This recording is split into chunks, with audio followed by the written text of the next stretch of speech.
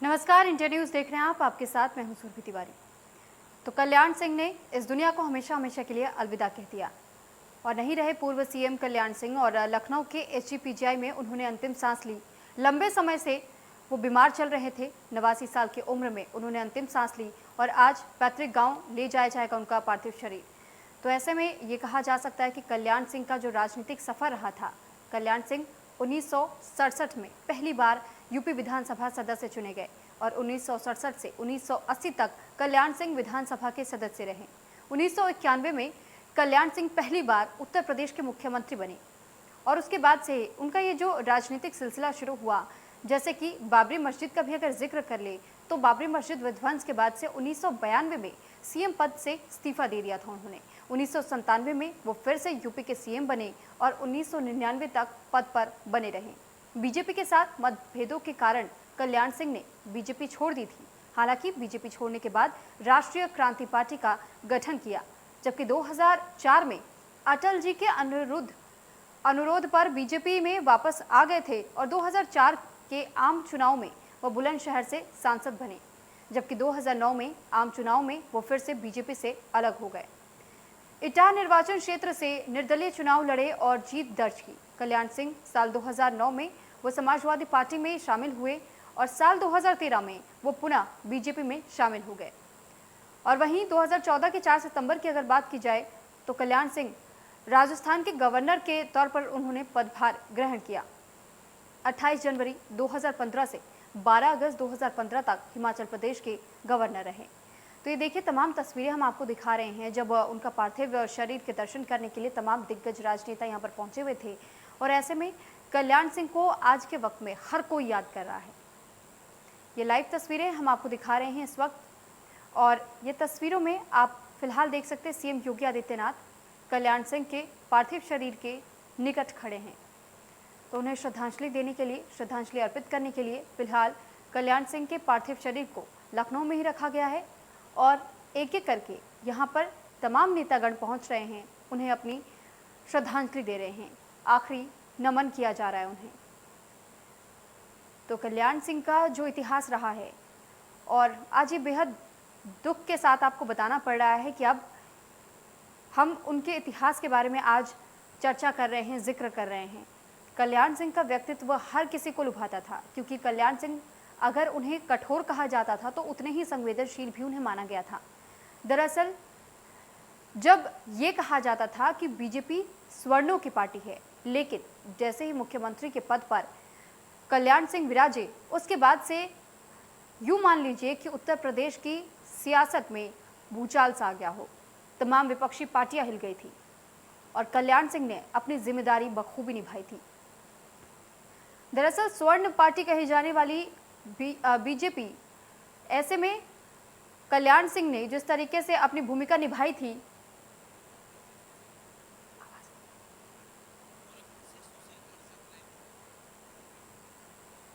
और इस पर अधिक जानकारी के साथ हमारे साथ गोरखपुर से सुशील हमारे साथ लाइव जुड़ चुके हैं। आपसे जानकारी चाहेंगे सुशील कि उनके पार्थिव शरीर के पास अब तक दर्शन करने के लिए कौन कौन से राजनेता पहुंच चुके हैं? देखिए सुरभि, कल्याण सिंह एक ऐसा नाम है जिसे हर जुबां पे है, और राजनीति में कोई एक ऐसा नेता नहीं होगा, कोई एक ऐसे पार्टी का जो नेता नहीं होगा जो शायद कल्याण सिंह के जाने पर दुखी न होगा। और यही वजह है कि धीरे धीरे करके हर एक नेता जो है उनके दर्शन करने के लिए पहुंच रहा है, उनके अंतिम दर्शन करने के लिए पहुंच रहा है। और यही वजह है कि आज से लेकर के कल तक बाकायदे एक पूरी सरकार की तरफ से एक व्यवस्था बनाई गई है कि किस तरीके से कैसे कैसे लोग आएंगे और किस तरह से पूरी व्यवस्था होगी और लोग जो है उनका अंतिम दर्शन करेंगे। तो तमाम दिग्गज नेता पहुंच रहे हैं, फिर चाहे वो भारतीय जनता पार्टी के हो, कांग्रेस के हो या सपा के हो, तमाम अलग अलग दल के भी जो नेता है, दिग्गज नेता है, वो पहुंच रहे हैं। क्योंकि कल रात 9:30 बजे जब उनका अंतिम सांस उन्होंने लिया था, उसके बाद से ही जैसे ही लोगों को पता चला, धीरे धीरे करके सभी ने अपनी अपनी संवेदनाएं व्यक्त करनी शुरू कर दी। कोई सोशल मीडिया के माध्यम से, तो कोई फोन कॉल्स के माध्यम से, या कोई प्रत्यक्ष रूप से पहुंच करके।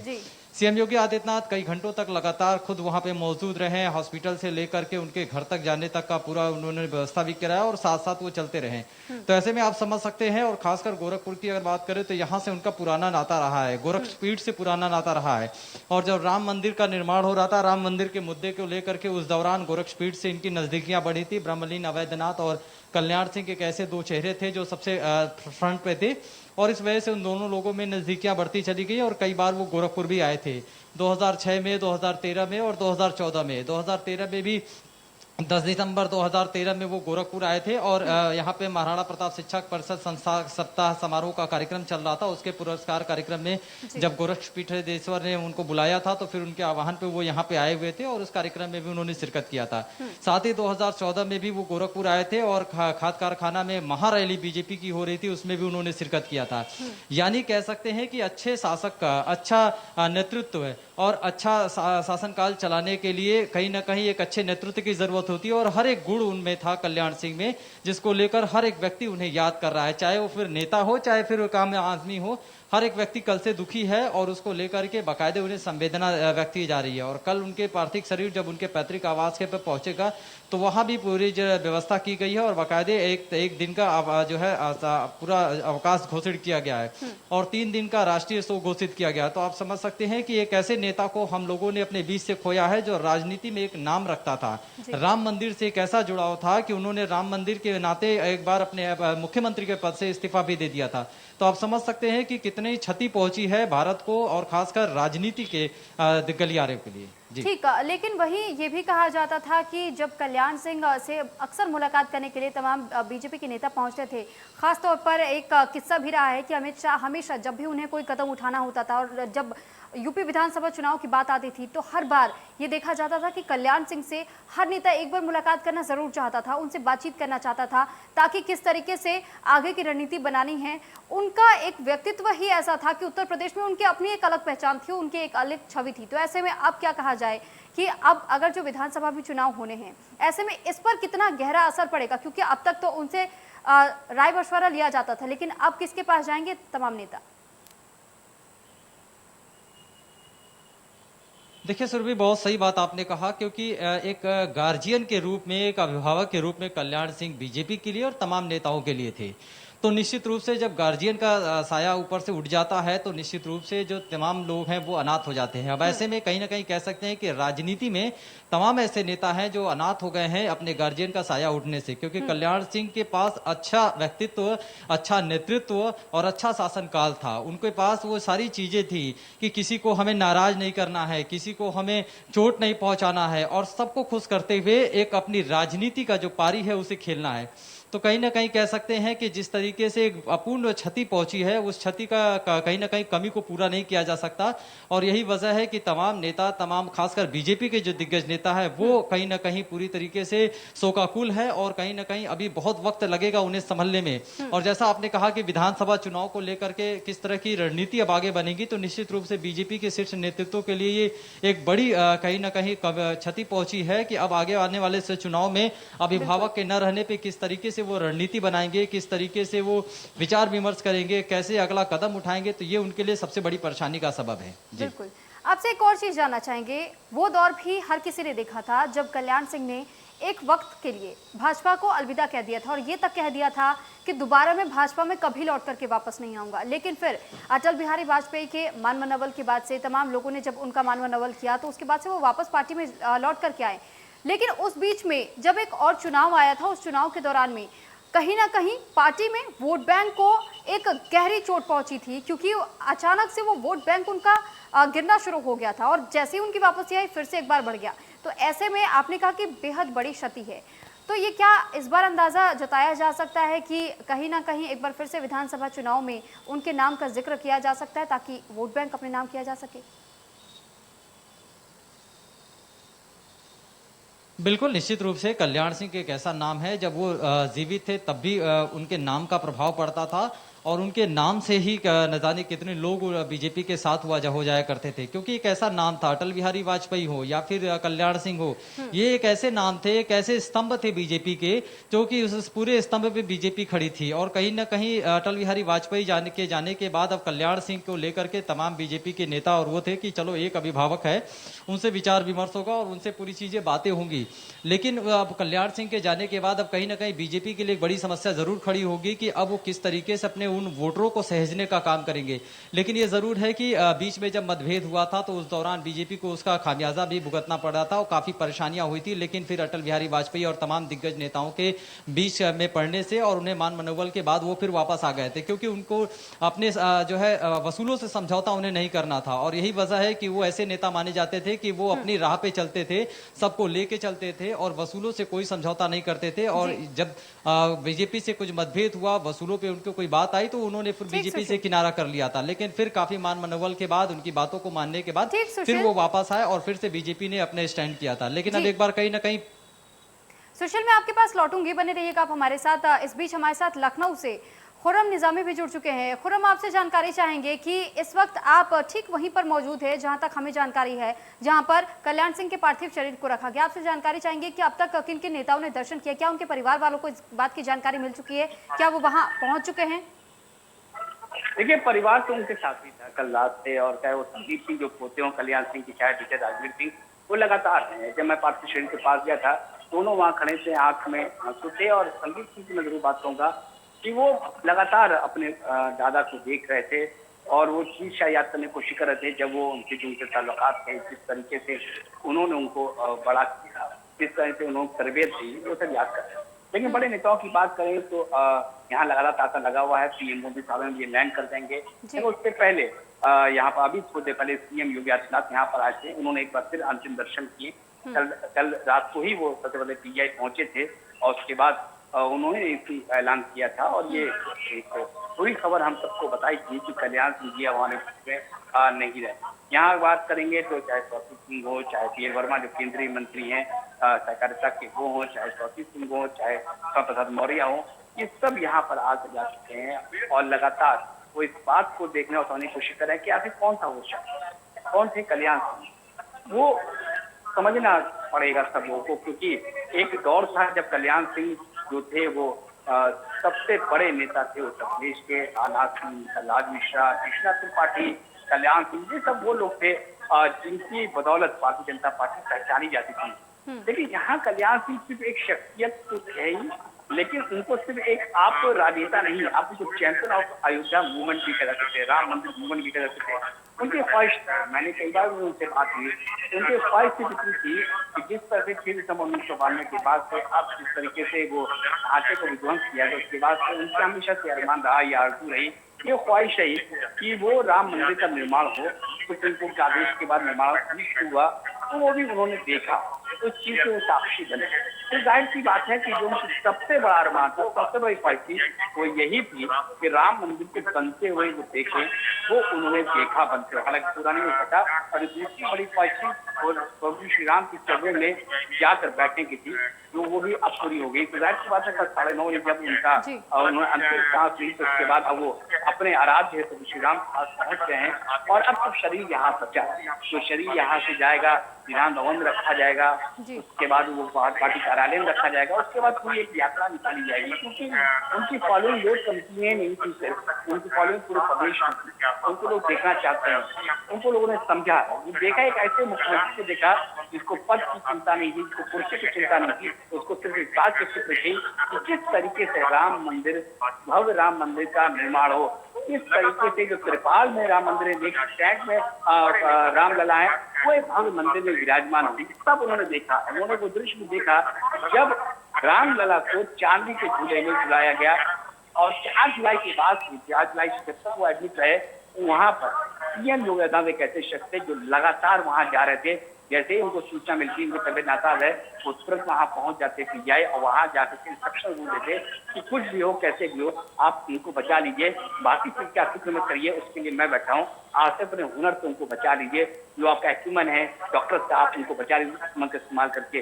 तो बेहद चिंतित थे। और ये उनकी उनका कद ही था, ये उनकी शक्ति भी थी कि जो बड़ा नेता बीजेपी के लखनऊ पहुंचा वो उनसे मिलने जरूर गया। मैं अमित शाह की यहाँ बात करूंगा कि अमित शाह का जब प्रोग्राम लगा लखनऊ में तो पहले कल्याण सिंह से मिलने को प्रोग्राम नहीं था, लेकिन जब उनको मालूम हुआ कि प्रोग्राम नहीं है तो उन्होंने रिवाइज करवाया और फिर 15 मिनट का समय निकाला कल्याण सिंह से मिलने का और वो गए पीजीआई मिले। तो ये बताता है कि कल्याण सिंह का जाना, कई लोग का तो ये भी कहना है कि अब बीजेपी अधूरी होगी उत्तर प्रदेश में, क्योंकि कल्याण सिंह अब नहीं है। कल्याण सिंह भले ही एक्टिव पॉलिटिक्स से दूर हो गए हों, लेकिन उनकी प्रेजेंस ही बताती थी कि भारतीय जनता पार्टी अभी और उरूज पे जा सकती है। अब वो नहीं है, उनकी कमी हमेशा चलेगी, क्योंकि जिस भरी बात वो जानते थे, लफ्ज जानते थे उत्तर प्रदेश की जनता का, उत्तर प्रदेश का, वो शब्द अब चला गया है भारतीय जनता पार्टी के पास से हमारे पास से। तो अब देखना यही होगा कि जब उनके गांव का पार्टी शरीर पहुंचेगा तो वहाँ इंतजाम किए जा रहे हैं ताकि वो लोग देखें अपने लोग को और इस बात का एहसास करें। ठीक निजाम, ठीक खुर्रम, मैं आपसे ये भी जानकारी चाहूंगी कि आपने अभी कहा कि जब उनका पार्थिव शरीर गांव पहुंचेगा, तो आखिर कब लखनऊ से उनके पार्थिव शरीर को उनके गांव के लिए रवाना किया जाएगा? देखिए, आज ही रवाना किया जाएगा 3 बजे के बाद। बताया जा रहा है जेपी नड्डा 3 बजे पहुंचेंगे पार्टी कार्यालय, वहां पर वो अंतिम बार उनको देखेंगे, अपनी श्रद्धांजलि देंगे। उसके बाद से एयरपोर्ट रवाना हो जाएगा, जहां से एयर एम्बुलेंस के जरिए उनका पार्थिव शरीर उनके गाँव पहुंचेगा। लेकिन ये जो सफर होगा, जब यहाँ से निकलेंगे विधान भवन से बीजेपी कार्यालय और बीजेपी कार्यालय से एयरपोर्ट, ये जो चंद किलोमीटर का सफर है ये हमें याद रखा जाएगा। एक ऐसे शख्स को जो कि अपने मूवमेंट के समर्पित, उसने कभी सिर्फ नहीं करी कि उस पर क्या आक्षेप लगे, उसने कभी सिर्फ नहीं करी कि लोगों ने क्या कहा। उसका सिर्फ कहना था अर्जुन की आंख कि हमको अपने राम लला को विराजमान करना है भव्य मंदिर में। उनका ये कहना था कि जिस चीज का इंतजार हम लोग पिछले 500 साल से कर रहे थे वो पूरा भी हुआ।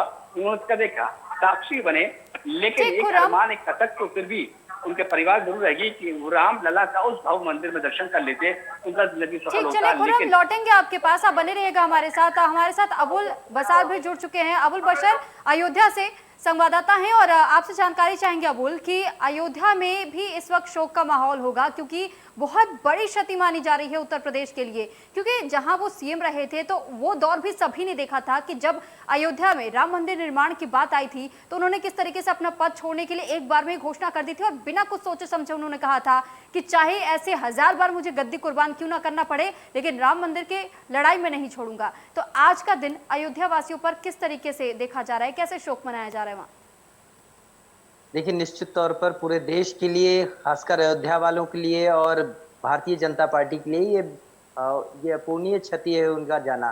क्योंकि जिस तरीके से जो उनका स्वभाव था, जो उन्होंने राम मंदिर आंदोलन को जिस तरीके से एक दिशा दी, एक धार दी, और उन्हीं की बदौलत आज भगवान श्री राम का अयोध्या में भव्य मंदिर बन रहा है। क्योंकि अगर देखा जाए तो उनका बहुत बड़ा योगदान रहा है। अपनी कुर्सी को छोड़ा है उन्होंने, मुख्यमंत्री पद को छोड़ा है, त्यागा है, और इस सारी चीजों को लेकर आज इस मुकाम पर राम मंदिर आंदोलन पहुंचा कि अब अयोध्या में भव्य श्री राम का मंदिर बन रहा है। इसके पीछे कल्याण सिंह की एक बहुत बड़ी कोशिश रही, और क्योंकि जब 91 में जब वो मुख्यमंत्री बने तो उन्होंने सबसे पहले पूरी कैबिनेट के साथ अयोध्या का दर्शन किया और संकल्प भी लिया था कि यहाँ अयोध्या में भगवान श्री राम की जन्मभूमि के पास जन्मभूमि पर उनका भव्य मंदिर बनेगा। और उस संकल्प को पूरा करने के लिए जब 6 दिसंबर 1992 को जब ढांचा गिरना शुरू हुआ तो उसके बाद उन्होंने साफ कर दिया कि किसी भी राम भक्त पे एक भी गोली नहीं चलेगी। हालांकि इससे पहले जब मुख्यमंत्री मुलायम सिंह की सरकार थी तो आरोप था और गोली कांड का, लेकिन जब 6 दिसंबर 1992 को जब दोबारा कारसेवक अयोध्या पहुंचे थे, उसके बाद मुख्यमंत्री कल्याण सिंह थे और उन्होंने साफ कर दिया कि एक भी गोली नहीं चलेगी। और इसके बाद भीड़ का हुजूम बढ़ता गया और फिर वो पूरा ढांचा गिरा, और उसके बाद उन्होंने तनिक भी देर नहीं की, उन्होंने पूरी जिम्मेदारी अपने ऊपर ली और उन्होंने कहा इसकी जिम्मेदारी मैं लेता हूं, और उन्होंने कुर्सी छोड़ दी, यानी मुख्यमंत्री पद से इस्तीफा दे दिया। हालांकि उसके पीछे वजह और भी रही, उसके पीछे वजह ये रही कि सुप्रीम कोर्ट में उन्होंने हलफनामा दिया था कि ढांचा नहीं गिराया जाएगा। उसके बाद जब ढांचा गिरा तो पूरी जिम्मेदारी उन्होंने खुद अपने आप पर ली। तो ऐसे बहुत कम लोग ऐसे होते हैं जो ऐसे मौकों पर कुर्सी को छोड़ सकते हैं। ये एक बहुत बड़े दिल की बात है, और जो उनका आत्मविश्वास था वो लबरेज था। उन्हें हर कीमत पर भगवान श्री राम का अयोध्या में भव्य मंदिर देखना था, और आज उन्हीं की बदौलत ये ऐसा मुमकिन हो पाया है। हालांकि अब वो नहीं है, लेकिन जो अयोध्या के लोग हैं, जो अयोध्या के साधु संत हैं, या जो राम मंदिर से जुड़े जितने भी राम भक्त रहे हैं, आंदोलनकारी रहे हैं, वो सब जी उन्हें याद करेंगे हमेशा। और वो लोगों के दिलों पर राज करे हैं और हमेशा लोगों के दिलों पर राज करते रहेंगे। जी। ठीक है, आप बने रहिएगा अबुल हमारे पास, हमारे साथ। एक बार फिर से हम सुशील आपके पास लौटना चाहेंगे। आपसे जानकारी चाहेंगे सुशील कि देखिए, हमने तमाम दौर का जिक्र किया जबकि वो मुख्यमंत्री के पद पर विराजे थे, उन्होंने सत्ता संभाली थी उत्तर प्रदेश की। उसके बाद से किस तरीके से जब उन्होंने अयोध्या की लड़ाई लड़ी और उसके बाद भी जब उन पर उंगलियां उठनी शुरू हुई थी, तभी भी उन्होंने कहा था कि मुझे इससे कोई भय नहीं है, कोई तकलीफ नहीं है, मैं इसको सीधे तौर पर कबूल करता हूं और जो ढांचा गिरा है उसमें मुझे खुशी है। और अगर गोरखपुर की बात की जाए तो गोरखपुर में भी जनता ने उन्हें हमेशा अपना भरपूर प्यार दिया था। ओबीसी की भी अगर बात की जाए तो ओबीसी का वोट बैंक किस तरीके से उन्हें हासिल करना था वो बखूबी जानते थे, कैसे आगे की रणनीतियां तैयार करनी थी वो बखूबी जानते थे। ऐसे में कितनी बड़ी क्षति इस वक्त हम गोरखपुर वासियों के लिए मान सकते हैं?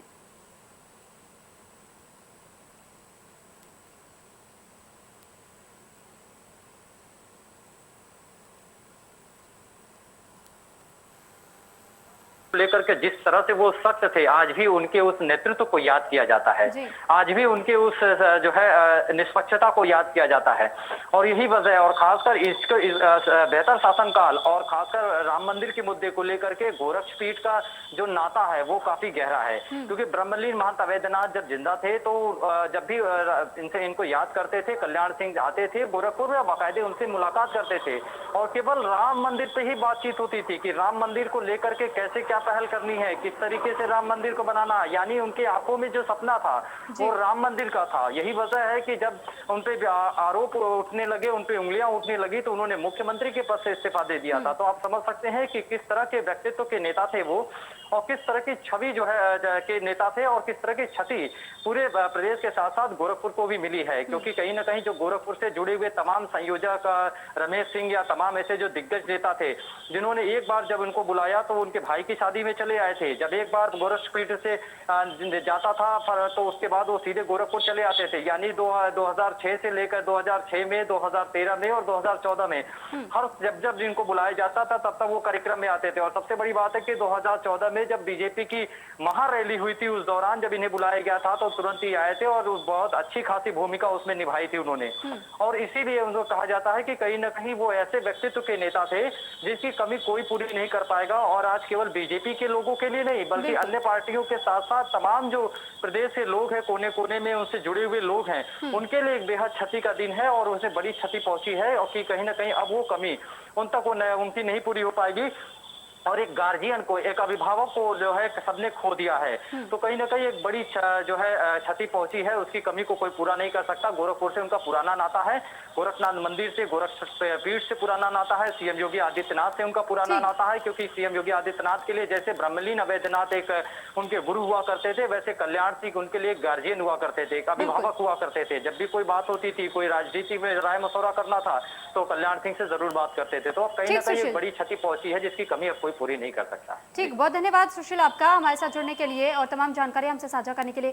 खुर्रम, एक बार फिर से हम आपके पास लौटना चाहेंगे। खुर्रम, जिस तरीके के हालात इस वक्त बने हुए हैं लखनऊ में भी, उनके पार्थिव शरीर के अंतिम दर्शन करने के लिए लोग जगह जगह से पहुंच रहे हैं, राजनेता पहुंच रहे हैं, और ट्वीट पर भी जिस तरीके से सभी ने अपनी प्रतिक्रिया जाहिर की और इसे अपूर्णीय क्षति बताया है, तो क्या इसका असर विधानसभा चुनाव पर आने वाले समय में देखा जा सकता है?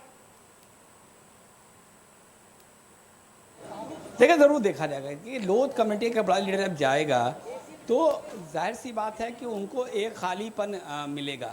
उस खालीपन को कौन शख्स भरेगा, ये देखने वाली बात है। और अभी चुनाव में ज़्यादा वक्त बचा नहीं है, लेकिन बीजेपी को उस बीच एक बड़ा सेटबैक मिला है। क्योंकि कल्याण सिंह ठीक है, बीमार थे, वो बात नहीं कर पा रहे थे, लेकिन फिर भी होता है ना कि एक बुजुर्ग आपके साथ रहे तो आपका हौसला बढ़ा रहता है, हौसला अफजाई उसका प्रेजेंसी देता है। तो मौजूदगी उनकी जो थी वो अब नहीं है। तो ज़ाहिर होता है भारतीय जनता पार्टी के लिए बड़ा सेटबैक है ठीक चुनाव से पहले कि कल्याण सिंह सरीखा राजनेता अब उनके बीच में नहीं है। और अब देखना इसी बात को है कि वो कौन लोध का बड़ा नेता बीजेपी से होता है या किसी अन्य पार्टी से होता है जो लोध कम्युनिटी को अपनी तरफ खींच पाए, ये देखने वाली बात होगी। बहुत फ़र्क इसलिए, और सिंपैथी वेव जो होती है वो पार्टी को मिल सकती है। लेकिन जो संदीप सिंह है, जो विधायक है, वह फिर चुनाव के मैदान में उतरेंगे, जाहिर सी बात है उनके लिए बेहद उनको एक बड़ा फायदा मिल सकता है। लेकिन आप चुनावी नजरिए चश्मे से ना देखा जाए इसको तो ज़्यादा बेहतर होगा, मेरा खुद का मानना है। क्योंकि कल्याण सिंह जिस तरीके के जो शख्सियत थे वो किसी एक पार्टी से बंधे हुए नहीं थे, वो एक सोच थे। सोच क्या थी कि आपको फोकस्ड होना है, वो एक नज़रिया है, लड़ाई आपको जंग कैसे, एक मुश्किल जंग को आपको फतेह कैसे हासिल करनी है, वो उसका एक नज़रिया था कि आप इस तरह कर सकते हैं। वो एक पूरे तरीके से कह सकते हैं ब्लूप्रिंट थे कि एक बड़ी जंग को जिसको आपको कब वो हासिल होगी जीत आपको मालूम नहीं, लेकिन फिर भी आप जंग लड़ते रहिए। तो ये सब चीज़ सिखाया है कल्याण सिंह ने हम सबको। तो आप देख रहे हैं कि चुनावी मैदान में क्या, जब चुनावी जंग शुरू होगी तो क्या, क्योंकि राम मंदिर का जिक्र जरूर आएगा। जब राम मंदिर जिक्र आएगा तो कल्याण सिंह का जिक्र आना स्वाभाविक सी बात है, वो जिक्र आएगा ही आएगा। आप अगर राम मंदिर मूवमेंट के बगैर कल्याण सिंह नाम किया, राम मंदिर मूवमेंट अधूरा रह जाता है। जिस शख्स ने अपनी कुर्सी कुर्बान कर दी उस मूवमेंट के लिए, तो जाहिर सी बात है उसकी एक अपनी शख्सियत है, अपना ऑरा है, उससे आप इनकार तो नहीं कर सकते। लेकिन हाँ, अब देखना इसी बात को होगा कि इसका क्या फ़ायदा मिलता है, क्योंकि जो राम भक्त हैं वो कल्याण सिंह को बहुत अपने करीब मानते थे, और वो राम भक्त ज़रूर चाहेंगे कि जो राम मंदिर बन रहा है वो भव्य बने, पूरा बने और जल्द से जल्द बने। तो अब देखना ये है कि जब चुनाव होगा तो किस तरीके से कल्याण सिंह का जाना कैसे लोग लेते हैं, कैसे लोग समझते हैं और उसका क्या होता है। ठीक, खुर्रम और अबुल, आप दोनों हमारे साथ बने रहिएगा, आपके पास लौटेंगे, लेकिन यहाँ वक्त हो चला एक छोटे से ब्रेक का। ब्रेक के बाद फौरन हाजिर होंगे।